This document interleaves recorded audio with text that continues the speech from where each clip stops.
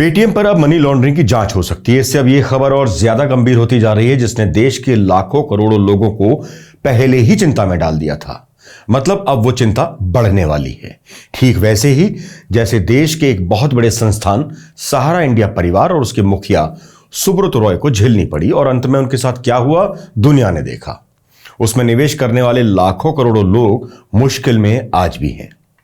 ठीक वैसे ही हालात पेटीएम के संस्थापक विजय शेखर शर्मा की ओर भी इशारा कर रहे हैं। आप में से बहुत सारे लोगों के फोन में पेटीएम ऐप इंस्टॉल होगा, जिससे आप ऑनलाइन पेमेंट करते होंगे। पर क्या आप जानते हैं, पेटीएम एक ऑनलाइन पेमेंट प्लेटफॉर्म ही नहीं, एक ऑनलाइन पेमेंट बैंक भी है, जिसे पेटीएम पेमेंट बैंक के नाम से जाना जाता है। अब आपके मन में विचार आ रहा होगा कि हम अचानक पेटीएम पेमेंट बैंक के बारे में चर्चा क्यों कर रहे हैं। इसका कारण है, भारत में फादर ऑफ बैंक कहे जाने वाले रिजर्व बैंक ऑफ इंडिया ने पेटीएम पेमेंट बैंक पर जो बैन लगाया है, जिससे पेटीएम यूजर्स में कंफ्यूजन की स्थिति बनी हुई है कि क्या ऑनलाइन पेमेंट के क्षेत्र की दिग्गज कंपनी पेटीएम बंद होने वाली है। अगर हां, तो इसके करोड़ों पेटीएम यूजर्स पर इसका क्या प्रभाव पड़ेगा। इस वीडियो में हम करोड़ों पेटीएम यूजर्स के उस कंफ्यूजन को दूर करने वाले कुछ महत्वपूर्ण बिंदुओं पर चर्चा करेंगे। जैसे बिंदु नंबर 1 कि आखिर आरबीआई ने पेटीएम पेमेंट बैंक को बैन क्यों किया है। बिंदु नंबर 2, पेटीएम पेमेंट बैंक पर बैन लगने से पेटीएम यूजर्स पर क्या प्रभाव पड़ेगा।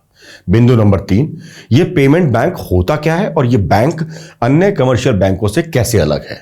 बिंदु नंबर 4 में हम चर्चा करेंगे भारतीय ऑनलाइन पेमेंट क्षेत्र की दिग्गज कंपनी पेटीएम के इतिहास की। अब सभी महत्वपूर्ण बिंदुओं पर आने से पहले यह समझना जरूरी है कि पेटीएम ऐप और पेटीएम पेमेंट बैंक में अंतर क्या होता है। सबसे पहले बात करते हैं पेटीएम ऐप की। पेटीएम ऐप एक यूपीआई पेमेंट प्लेटफॉर्म है। इस प्लेटफॉर्म पर आप अपने किसी भी बैंक का अकाउंट लिंक कर उस अकाउंट से मोबाइल रिचार्ज, बिल भुगतान, ऑनलाइन शॉपिंग ये अन्य भुगतान कर सकते हैं। अब बात करते हैं पेटीएम पेमेंट बैंक की। पेटीएम पेमेंट बैंक पूरी तरह से बैंकिंग सेवा देने वाला बैंक तो नहीं है, पर सीमित मात्रा में बैंकिंग सर्विस देने वाला बैंक जरूर है। इस बैंक में सीमित मात्रा में ये सेवाएं प्राप्त होती हैं।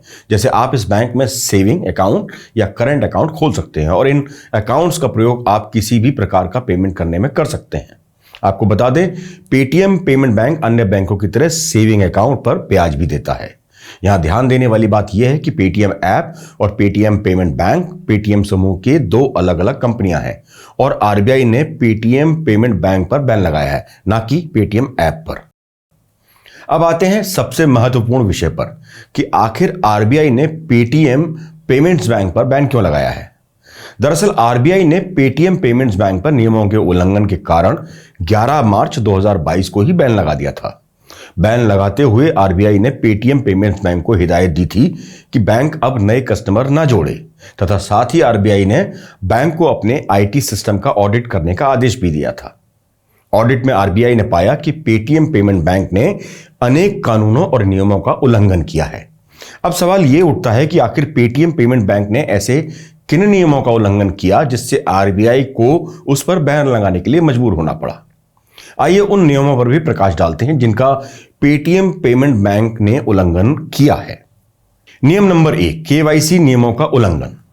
दरअसल किसी भी तरह के अकाउंट खोलने पर बैंक को केवाईसी यानी नो योर कस्टमर के तहत जरूरी दस्तावेज वेरीफाई करने होते हैं। मगर पेटीएम पेमेंट बैंक में लाखों ऐसे बैंक अकाउंट हैं जिनके मालिक की पहचान उनके अकाउंट्स के साथ मैच नहीं कर रही। यह इस बात की तस्दीक करता है कि फर्जी केवाईसी के द्वारा लाखों बैंक अकाउंट्स खोले गए हैं। यहां एक और तथ्य हैरान करने वाला है कि एक ही पैन नंबर से सैकड़ों अकाउंट्स खोले गए थे। जांच में यह भी पता चला है कि इन अकाउंट से हजारों करोड़ रुपए का ट्रांजैक्शन हुआ, जो तय लिमिट के मुकाबले बहुत ज्यादा था।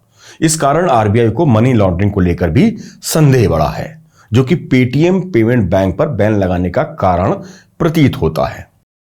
अब बात करते हैं नियम नंबर 2 की, जिसका उल्लंघन पेटीएम पेमेंट बैंक ने किया है। वह है आरबीआई के नियमों की अनदेखी करना। आरबीआई के नियमानुसार पेमेंट बैंक और पेमेंट कंपनी के बीच पर्याप्त दूरी होनी चाहिए। ऐसा ना हो कि पेरेंट कंपनी अपने हितों के लिए पेमेंट बैंक का प्रयोग करे, मगर पेटीएम पेमेंट बैंक ने आरबीआई के इस नियम का भी पालन नहीं किया तथा अपनी सभी सहायक कंपनियों के साथ फाइनेंशियल और नॉन फाइनेंशियल बिजनेस को मिक्स किया। इतना ही नहीं, पेरेंट कंपनी के ऐप के जरिए कई ट्रांजैक्शन किए गए। इसका परिणाम यह हुआ कि कंपनी के डाटा प्राइवेसी और डाटा शेयरिंग को लेकर गंभीर चिंता उत्पन्न हो गई।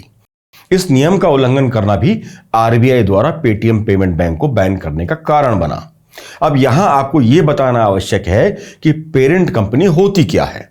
पेरेंट कंपनी वह मुख्य कंपनी होती है जिसकी कई अन्य सहायक कंपनियां होती हैं तथा उस पर मुख्य कंपनी की अपनी सहायक कंपनियों में 50% से अधिक की शेयर होल्डिंग होती है।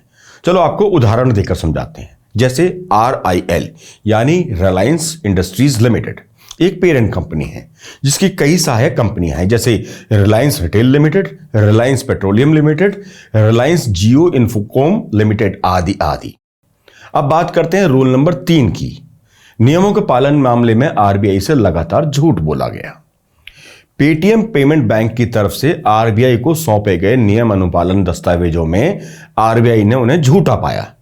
आरबीआई के अनुसार पेटीएम पेमेंट बैंक ने अपनी पेरेंट्स कंपनी 197 कम्युनिकेशन को काफी पैसे चुकाए, जिसकी जानकारी उनकी फाइनेंशियल स्टेटमेंट में नहीं दी गई। इससे उनके द्वारा की गई वित्तीय गड़बड़ी का पता चलता है। पेटीएम पर बैन लगने से पेटीएम यूजर्स पर क्या प्रभाव पड़ेगा वो हम आपको पहले ही स्पष्ट कर चुके हैं कि आरबीआई ने पेटीएम ऐप पर कोई बैन नहीं लगाया।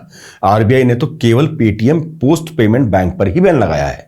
इस कारण बैन का प्रभाव पेटीएम यूजर्स पर नहीं पड़ेगा। पेटीएम ऐप यूजर्स जिस प्रकार पहले पेटीएम ऐप का प्रयोग मोबाइल रिचार्ज करने, बिल पेमेंट करने या शॉपिंग करने जैसे कार्यों में करते थे, अब भी करते रहेंगे, क्योंकि आप जानते हैं पेटीएम ऐप जो भी भुगतान करता है वो आपके द्वारा ऐप पर लिंक किए गए अकाउंट से करता है। मगर यदि आप पेटीएम पेमेंट बैंक के कस्टमर हैं तो इस बैन का प्रभाव आप पर जरूर पड़ेगा। आइए एक कर उन प्रभावों पर चर्चा करते हैं। आप पेटीएम पेमेंट बैंक के अकाउंट से किसी भी तरह का भुगतान नहीं कर पाएंगे। जैसे 1, आप फास्टैग का भुगतान नहीं कर पाएंगे। 2, आप मोबाइल रिचार्ज नहीं कर पाएंगे। 3, आप कोई भी बिल पेमेंट नहीं कर पाएंगे।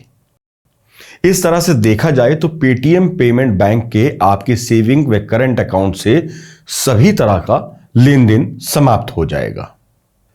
अब बात करते हैं कि यह पेमेंट बैंक होता क्या है और यह भारत में मौजूदा कमर्शियल बैंकों से कैसे अलग है। पेमेंट बैंक की स्थापना के लिए भारतीय रिजर्व बैंक ने 24 नवंबर 2014 को दिशा निर्देश जारी किए थे। पेमेंट बैंक की स्थापना जनता की सामान्य बैंकिंग जरूरत को पूरा करने के लिए की गई थी। ये बैंक जनता की सामान्य बैंकिंग जरूरत को कुछ प्रतिबंधों के साथ पूरा करते हैं। जैसे इन बैंकों में लोगों की बचत तथा चालू खाता खोले जा सकते हैं। 2, ये बैंक खाता धारकों को एटीएम या डेबिट कार्ड जारी कर सकते हैं, मगर क्रेडिट कार्ड जारी नहीं कर सकते। यदि वो क्रेडिट कार्ड जारी करना चाहते हैं तो उन्हें किसी लेंडर पार्टनर से साझेदारी की आवश्यकता होती है। 3, इन बैंकों के बचत खातों में केवल 1 लाख तक की धनराशि ही जमा की जा सकती है। 4, ये बैंक कर्ज या लोन नहीं दे सकते हैं। यदि ये देना चाहते हैं तो इसके लिए भी इन्हें लेंडर पार्टनर की जरूरत होगी। आपको बता दें, पेटीएम पेमेंट बैंक की शुरुआत 28 नवंबर 2017 को हुई थी। वर्तमान में भारत में कुल 6 पेमेंट बैंक कार्यरत हैं, जिनका नाम इस प्रकार से है। 1, एयरटेल पेमेंट बैंक, यह भारत का पहला पेमेंट बैंक है। 2, Fino payment bank. 3, India post payment bank. 4, Paytm payment bank. 5, NSDL payment bank. 6, जियो पेमेंट बैंक। पेटीएम कंपनी के संस्थापक विजय शेखर शर्मा हैं।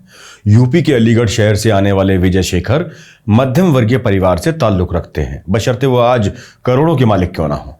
वो अलीगढ़ में अपनी आजीविका चलाने के लिए घरों में इंटरनेट कनेक्शन लगाते थे।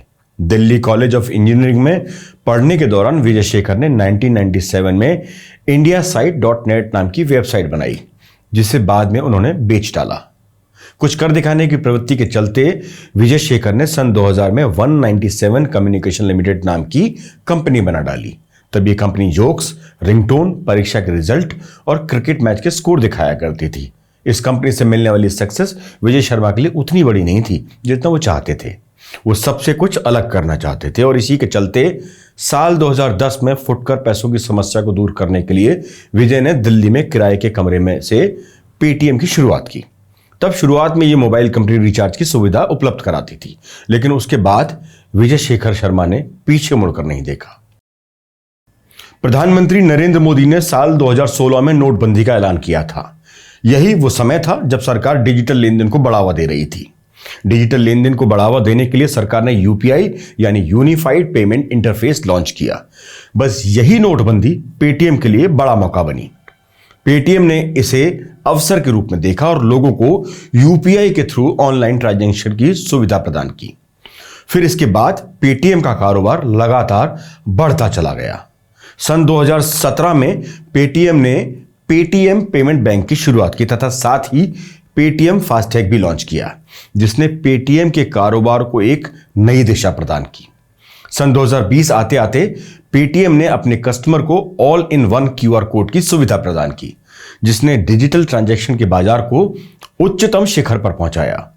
मगर 11 मार्च 2022 आते आते वित्तीय गड़बड़ियों के आरोप के चलते आरबीआई ने पेटीएम पेमेंट बैंक पर अपना शिकंजा कसना शुरू कर दिया और अब यह शिकंजा धीरे धीरे नहीं बल्कि तेज गति से पेटीएम पर कसता जाने की उम्मीद है। फिलहाल इस वीडियो में इतना ही। आपकी इस खबर पर क्या राय है हमें कमेंट बॉक्स में जरूर बताएं। अगर आपको हमारा वीडियो पसंद आए तो इसको लाइक करें, सब्सक्राइब करें और शेयर करना बिल्कुल भी ना भूलें। चैनल को ज्वाइन करके आप हमें सपोर्ट भी कर सकते हैं। आज के लिए बस इतना ही। नमस्कार।